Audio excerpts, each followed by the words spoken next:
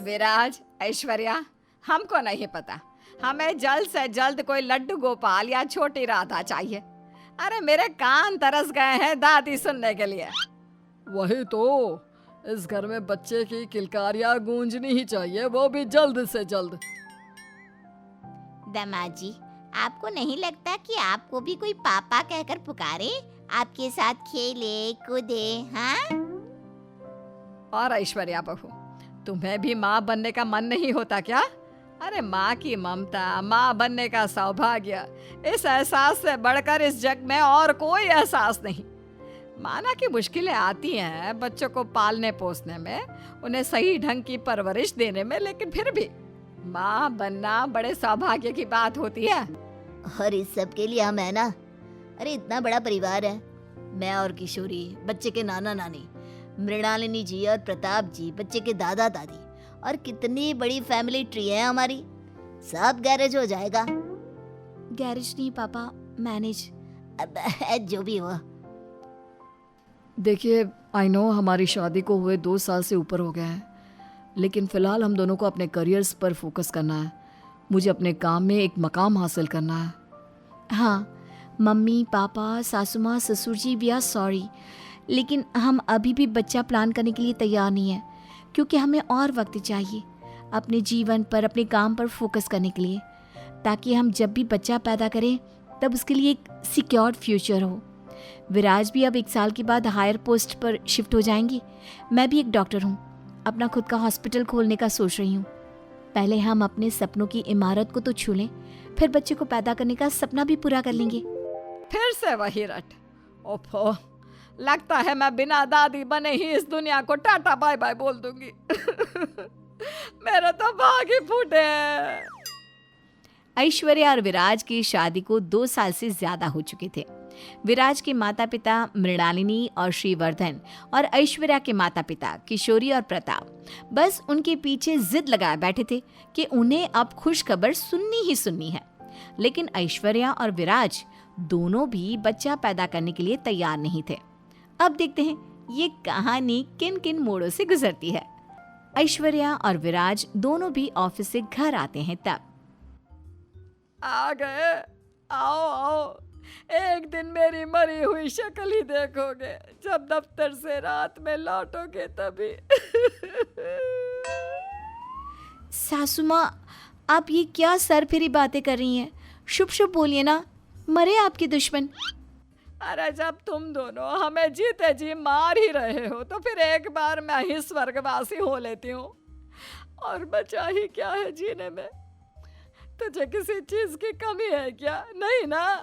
बाकी सास अपनी बहुओं को जूती की नोक पे रखती है, लेकिन मेरे तेरे काम को, तेरे अस्तित्व को महत्व दिया, और तेरे सारे घर के काम मैं संभालती हूँ। इसके बदले तू मुझे छोटी सी खुशी नहीं दे सकती? मम्मी, आपने फिर से वही टेप शुरू कर दी। देखिए, रोज रोज आप यूं बिलक बिलक कर रोएंगे और हमारा खून जलाएंगी, ये सब सही नहीं है। पापा, आप तो समझाओ ना मम्मी को। अरे मैं क्या समझाऊं? तू हमें जल्द से जल्द खुश खबर दे दे, वरना तू रहेगा और मेरे हाथ में हॉकी स्टिक रहेगी। फिर तुझे भली भांति पता है कि वो हॉकी स्टिक कहाँ कहाँ लगती है। ओफो, आप लोग क्यों नहीं समझते? इतना डिफिकल्ट तो हायर क्लास का मैथमेटिक्स भी नहीं होता जितना डिफिकल्ट आप लोगों को हमारा पॉइंट ऑफ व्यू समझाना हो गया है।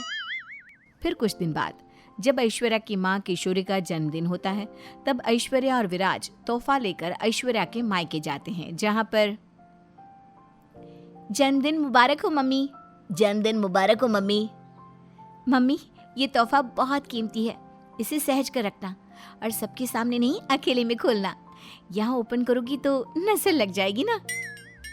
अरे ऐश्वर्या बिटिया, दामाद जी, मुझे ये कीमती तोहफों का कोई लालच नहीं। मुझे अगर सच में कोई तोहफा देना है ना, तो नानी बनने का तोहफा दे दो बस।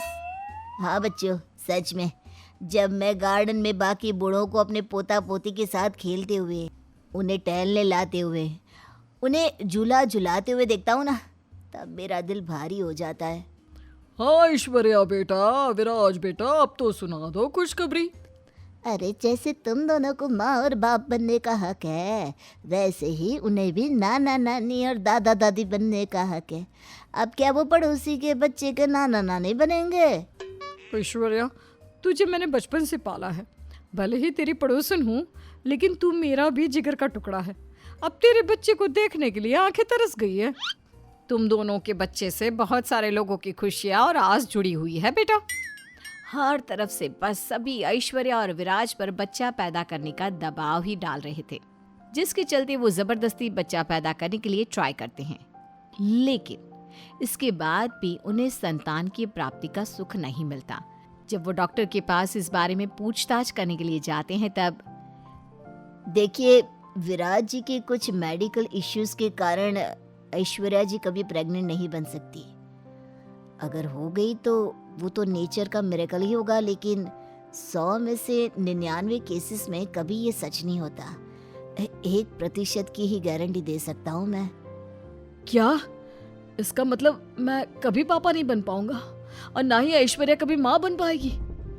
विराज और ऐश्वर्या ये खबर सुनकर बहुत उदास हो जाते हैं, और वहीं दूसरी ओर घर वाले होते हैं कि वो अपने भाषण पर फुल स्टॉप लगाने का नाम ही नहीं लेते। कहते कहते महीने हो गए अब तो। हमने इतने लगन से, इतने स्नेह से स्वेटर और मफलर बुने थे हमारे आने वाले पोता या पोती के लिए, लेकिन अब तक वो खबर आई ही नहीं जिसका हम टूट कर इंतजार कर रहे हैं। ऐश्वर्या बहू, विराज बेटा, तुम्हें पता है वो बगल वाली चंदा है ना, उसके बेटे को जुड़वा बच्चे हुए हैं, एकदम टेडी बेयर की तरह। और यहाँ एक हम हैं जो कब से बस सपने देख रहे हैं। सच में हमें तो अपने आप पर तरस आ रहा है कि हम क्यों तुम जैसे बच्चों के माता पिता बने। और नहीं तो क्या, एक खुशी नहीं दे सकते ये दोनों हमें? अरे क्यों हमारे प्रेम की परीक्षा ले रहे हो बच्चों? 100 एकड़ की जमीन या करोड़ों की जायदाद नहीं मांग रहे हैं तुमसे। लेकिन पापा जी, एक संतान नहीं दे सकते? तुम दोनों जैसे तो किसी के बच्चे नहीं होंगे। पर सासू माँ, हमारी बात तो सुनिए। दामाद जी, ऐश्वर्या, तुम दोनों ना बहुत स्वार्थी हो। बस बहुत हुआ आप सबका। कब से मैं और ऐश्वर्या आप सबसे कुछ कहना चाह रहे हैं, लेकिन आप लोगों की बस अपनी ही बातों को आगे रख रहे हैं। आप लोगों को पूरी बात पता भी नहीं है और बस डांट पे डांट लगाए जा रहे हैं, ताने पे ताने कसे जा रहे हैं। हमारी दुविधा का बच्चा ना पैदा होने का इलाज, इस बात पर, इस मुद्दे पर कोई गौर ही नहीं फरमा रहा है। इसलिए हमने तय किया है कि हम अब आप सबके साथ और नहीं रहेंगे। हाँ हाँ, निकल जाओ, हमें भी कोई जरूरत नहीं है तुम जैसे निकम्मों की। भगवान ही भला करे अब तो। विराज और ऐश्वर्या ने कई बार अपनी दुविधा और बच्चा ना होने की सच्चाई के बारे में अपने माता पिता को बताने की कोशिश की, लेकिन वो सब बस तानों और डांट के बाण ही चलाए जा रहे थे। और इस सब से परेशान होकर विराज और ऐश्वर्या दोनों घर छोड़कर चले जाते हैं। ट्रेन में विराज, हमने घर वालों को बिना सच्चाई बताए मुंबई जाने का फैसला लिया है। क्या ये सही है? आई मीन, सासू माँ और ससुर जी दोनों भी। नहीं ऐश्वर्या, हमने एकदम सही किया है। देखा ना तुमने, कितनी बार मैंने उन्हें सच बताने की कोशिश की, लेकिन कंटिन्यूअसली 2 घंटे तक चारों का तानों से भरा प्रवचन जारी रहा। कुछ दिन बाद सबकी अकल ठिकाने आ जाएगी। And I just need a break. हम हमेशा के लिए मुंबई नहीं सेटल हो रहे हैं, कुछ दिन बाद फिर से लौट आएंगे। नानकू काका, बिंदिया दीदी और जीजू है यहाँ मम्मी पापा की देखभाल करने। दिन में 50 बार चक्कर मारते हैं वो सब। ऐश्वर्या और विराज दोनों आपस में बात कर ही रहे होते हैं कि तभी अचानक से उन्हें बगल के कंपार्टमेंट में से एक महिला के चीखने की, चिल्लाने की आवाज आती है। जब वो दोनों उसके पास जाते हैं तब वो देखते हैं कि वो महिला गर्भवती है और अपने 9वें महीने में है। हे भगवान, कोई मदद करो मेरी, बहुत दर्द हो रहा है, मेरा बेटा। ओ गॉड, इनकी तो अभी के अभी डिलीवरी करनी होगी। विराज, तुम जल्दी से ब्लैंकेट्स का बंदोबस्त करो। आप घबराइए मत, मैं खुद भी एक डॉक्टर हूँ। आपके बच्चे को सही सलामत इस दुनिया में ले आऊंगी। क्या मुझे 3-4 औरतों की मदद मिल सकती है प्लीज? और इस तरह हिम्मत जुटाकर ऐश्वर्या उस गर्भवती महिला की डिलीवरी करती है और एक नन्हा सा लड़का पैदा होता है। जब वो उससे बात करते हैं, तुम्हारे पति कहाँ हैं? पता नहीं, वो मुझे छोड़कर चला गया। मेरे पास खाने के लिए भी पैसे नहीं। न जाने मैं इस बच्चे को कैसे संभालूंगी। अगली सुबह विराज और ऐश्वर्या देखते हैं कि वो महिला ट्रेन में बच्चे के साथ एक चिट्ठी छोड़कर वहां से जा चुकी थी। ओ नो, वो औरत तो भाग गई। शायद वो डर गई जिम्मेदारियों से, हालातों से। करती भी क्या और वो, ये देखो, उसे चिट्ठी भी छोड़ी है जिसमें उसने लिखा है कि वो इसे संभाल नहीं पाएगी, इसलिए वो इतना बड़ा कदम उठा रही है। अब हम इस बच्ची का क्या करेंगे? अगर ये ऐसे ही रहा तो इसकी आगे का जीवन नर्क से भी बदतर होगा। नन्हा बच्चा दोनों के कपड़ों को अपनी नन्ही उंगलियों से थामता है और मुस्कुराता है, जिसे देखकर दोनों विराज और ऐश्वर्या की आंखें नम हो जाती है। लगता है नियति ने ही ये खेल खेला है। ये बच्चा हमारा ही होना था। क्यों ना हम इसे अपने साथ ले जाए, इसे गोद ले ले। हाँ ऐश्वर्या, हमारे भाग्य में वसुदेव और देवकी बनने का सौभाग्य नहीं है, लेकिन हम इस क्यूट से नटखट से कृष्ण के नंद बाबा और तुम इसकी यशोदा मैया बनने का सौभाग्य जरूर प्राप्त कर सकती हो। आज से ये हमारा बेटा है, हमारा खाना। और इस तरह एक अजीब से हादसे ने एक खूबसूरत सा रुख मोड़ लिया और ऐश्वर्या और विराज ने उस नन्हे बच्चे को गोद लिया।